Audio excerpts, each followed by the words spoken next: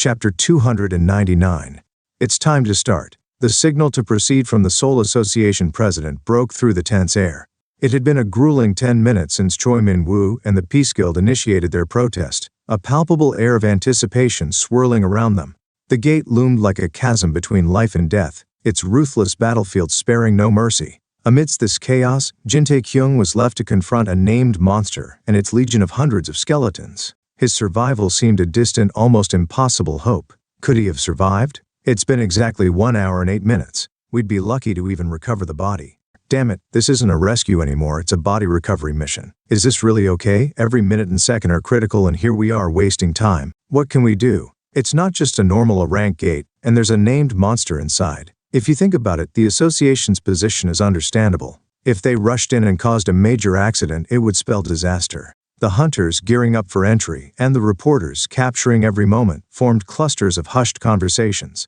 Their discussions were tinged with frustration, fear, and a sense of impending doom. Yet, in all their conversations, Jin Tae-kyung's survival was a topic left untouched, an unwritten rule in acknowledging the harsh reality. As for the Peace Guild, they've really seen the worst of it. That's right. As for Jin Tae-kyung, well, it's unfortunate, but he's probably already dead. I'm sure that team leader's going to be in a world of hurt now that he talked shit to the president of the Seoul branch in front of the cameras. That's what I'm saying. That guy is a parachute appointment, so it will probably get a lot of media attention. Choi Min-woo, overhearing these murmurs, wore a mask of stoic resolve. Would the Peace Guild be penalized in the future? Such things were the least of his concerns. No one is dead. He fought the urge to confront the doubters and push past the association hunters barring the way. He remembered Butler Kim's words from 10 minutes prior. Words that now held him back. Didn't you say so yourself, young master? You trust Jin Tae-kyung more than yourself. With that memory he quelled his rising anger. He had always known Jin Tae-kyung to defy the odds, to turn the impossible into reality. Today would be no different. Isn't that right, Jin Tae-kyung? Taking a deep, steadying breath, Choi Min-woo stepped forward with the Peace Guild members rallying behind him, their faces set with determination. Our Peace Guild will take the lead. The Seoul Association president met his gaze with a piercing stare. That falls under my jurisdiction as the commander of this operation. But it sounds like you're not asking for permission. Indeed. What? Shall I repeat myself? I said I am not asking for permission. Choi Min-woo's tone was cool, his resolve unmistakable. He continued. There's no need for further delay or discussion. The Peace Guild will lead. How audacious. The association president's face flushed with a mix of anger and disbelief. Let's do that, a steady voice interjected from behind. The president turned to find Seok Jun Lee Jong-ryong's unflappable right-hand man and head of security, his arms folded and his expression unreadable. Team leader Seok, please consider the feelings of the Peace Guild members who have lost a colleague. The media will view this favorably. But inside the gate there's a named monster. If we put unproven hunters at the front, a disaster could happen. His words trailed off under Seok Jun's piercing gaze. The realization hit him. He wasn't just dealing with any team leader, but with Lee Jong-ryong's trusted confidant. The Aries Vice Guild Master was a man whose motives were as intricate as they were inscrutable. The president's moment of hesitation was fleeting. Let the Peace Guild lead. Then, after 3 minutes, our association and the Aries Guild will. But Choi Min-woo was already moving towards the gate, his back to the president, his focus unwavering. Many eyes followed him, some with admiration, others with skepticism. Unfazed, Choi Min-woo spoke softly yet with firm conviction. Let's go. To rescue Jin Tae-kyung. A cheer erupted, echoing through the hall. Butler Kim, Mr. Rough Guy Song Song, and about 50 members of the Peace Guild surged forward, cutting a path through the sea of hunters. Their determination was palpable. Then, with a thunderous command from Butler Kim, Peace Guild, attack formation, cha-cha-cha-chak. In a mesmerizing display, armor and weapons gleamed under the sunlight. The Peace Guild members swiftly arranged themselves into a wedge formation, their movements synchronized and precise, reminiscent of an arrow poised for flight.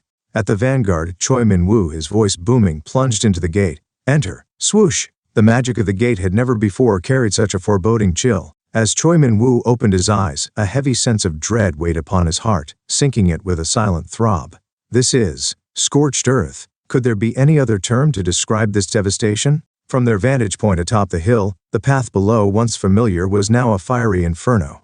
Jin Tae-kyung, the ominous unease that had gripped him at the gate's threshold, was materializing before his very eyes. From behind, Mr. Rough Guy's voice quivered, laden with fear and uncertainty. Team leader Choi, could it be that Tae-kyung is? Stop. We are in the middle of an operation. We must remain focused. Yet, even his own words fell flat, unable to lift the growing weight of despair. The Peace Guild members, one and all, were visibly shaken. The devastation before them seemed insurmountable, a stark contrast to their fervent hopes. No, it can't be. Choi Min-woo clenched his teeth, a physical attempt to anchor his wavering spirit, and trudged forward with a heaviness that matched the grim scene. We press on, stay alert and keep moving. They advanced cautiously, prepared for the possible emergence of monsters. As they inched closer to the path, the scene of ruin grew increasingly harrowing. How could this have happened? Amidst the ashes, the remnants of bones and shattered weapons lay strewn, painting a tableau of death and despair. The blackened earth, blanketed in ash, showed no signs of life. The very air they breathed felt thick with loss and desolation. He's dead? A singular question echoed through the minds of the gathered guild members. Those who had known Jin Tae-kyung the longest stood in stunned silence, their eyes unseeing, unable to reconcile with the grim reality before them. Then, breaking the oppressive silence, Butler Kim's voice carried a finality that struck like a death knell. The detection spell reveals no signs of life within a 300-meter radius. Choi Min-woo's eyes fluttered shut, a futile attempt to ward off the creeping despair. Does that mean? I'm sorry. Butler Kim's face was etched with sorrow as he reached out his hand. Something floated up from the direction his fingertips pointed, and slowly drifted towards them. What's that? It appears to be a fragment with considerable magical power, likely a trace of a named monster. In Butler Kim's outstretched hand lay a palm-sized metallic fragment. Despite being coated in ash, it retained a sinister black luster. The skull motif etched into it sent a shiver through the onlookers. A skull pattern. Yes, it's the armor worn by the named monster. That's right, we saw it clearly. Then a sharp and panicked voice cut through the somber air. Here's a dagger too. It's not one of the skeleton weapons. It belongs to Jin Tae-kyung Sunbae. It's definitely the one he often used. Butler Kim's voice was a muted echo amidst the shock. It seems to have oxidized, along with all the enemies including the named monster. A heavy silence engulfed the group, the implication of his words hanging in the air like a thick fog. The grim reality was undeniable. Jin Tae-kyung had perished, taking his foes with him in a final, desperate struggle. Mr. Rough Guy's weeping pierced the silence, raw and unbridled. Sniff, sob. His trembling, which started in his hands, quickly spread, consuming his entire large frame. Tears streamed unceasingly from his eyes. Tae-kyung is, sob. No one dared to interrupt his grief. Each person present, in their own way, echoed his sorrow. They were united in their mourning for Jin Tae-kyung, plagued by guilt for not fighting at his side, and overwhelmed by a sense of helplessness. Tears stained the faces of the Peace Guild members, including Butler Kim and Song Song, as grief gripped them tightly. Yet, amidst the tears, Choi Min-woo stood alone, his face dry but his eyes dark with sorrow. He's dead. Jin Tae-kyung. Choi Min-woo's gaze swept over the smoldering path. He almost expected Jin Tae-kyung to emerge, like a miraculous apparition. I thought you would survive any situation. A heaviness settled in his chest, a profound grief he hadn't felt since the loss of his parents. It swelled within him, a balloon on the verge of bursting. Ah, how tragic. Jin Tae-kyung is nowhere to be seen. It seems he is truly dead. As Choi Min-woo slowly turned around, his eyes sweeping over the hundreds who had followed him along the path. Among the crowd, two figures at the forefront of the association and the rescue operations hunters caught his attention. It seems that the rescue was in vain, wasn't it, Mr. Association President? Indeed, everything has turned to ash. I'm wondering if we can even find the body. But putting that aside, where is the named monster? We'll have to search thoroughly, but according to the detection magic, it seems all the issues you're concerned about have been resolved. The association president's frown eased into a smile. Oh, that's good news to hear. I was worried about more casualties. Thanks to your judgment, Mr. President, we were able to minimize the sacrifices. What are you saying? It's all thanks to Ares Guild's intervention. Once everything is settled, I'll definitely award a plaque of appreciation. Hey, it's the first achievement of my term, so I plan to hold a big event. Mr. Lee Jong-ryong will come to accept the award for his guild, right? He's the vice guild master, not the guild master. Ah, right, my memory these days, I keep forgetting things. Seok Go-jun's smile was barely perceptible.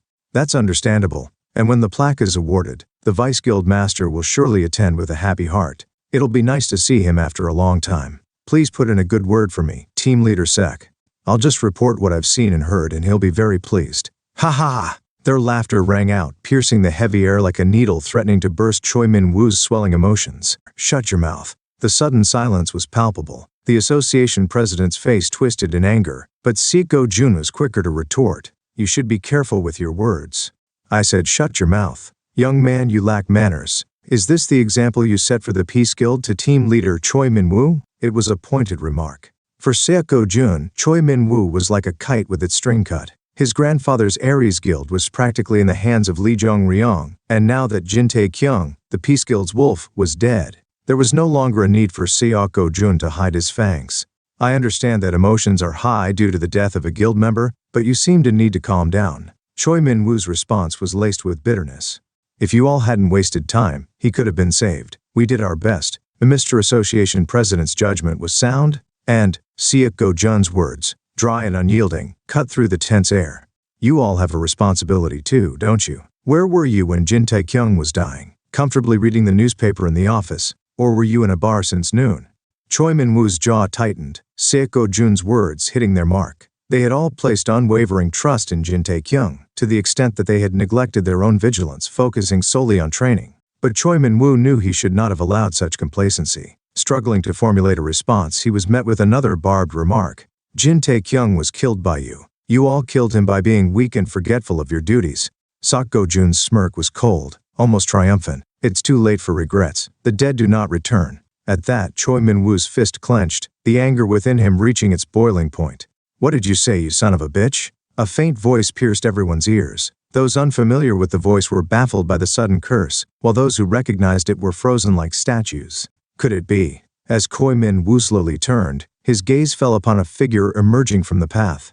Looks like you held my 49th Day Memorial while I was just taking a piss, you bastard.